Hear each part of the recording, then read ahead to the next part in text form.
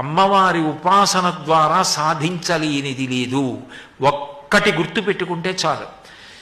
ఇది నువ్వు ఇప్పుడు పట్టుకోవద్దు అనుకున్నప్పుడు ఆవిడ దానికి దూరంగానూ ఉంచగలదు.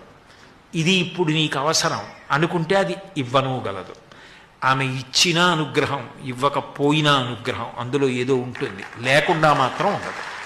అది మాత్రం పరమ సత్యం. నాకు తినాలనిపించినా మా అమ్మగారు నాకు నువ్వుల గుండ అన్నం పెట్టకపోతే, నాకు వేడి ఇప్పటికే చేసి ఉంది ఇంకా తింటే దగ్గొస్తుందని మా అమ్మ పెట్టదు.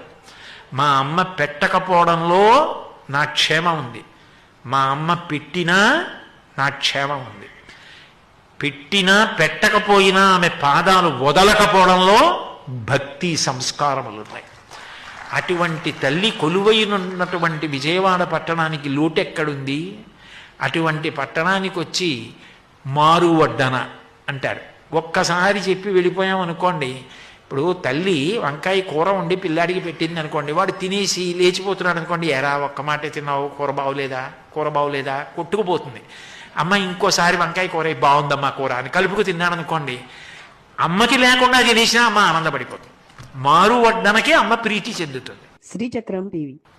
అమ్మ మారు వడ్డన బాగా వండిన వాళ్ళని అడిగితే అది పెద్ద గొప్ప ఏం కాదు. అమ్మ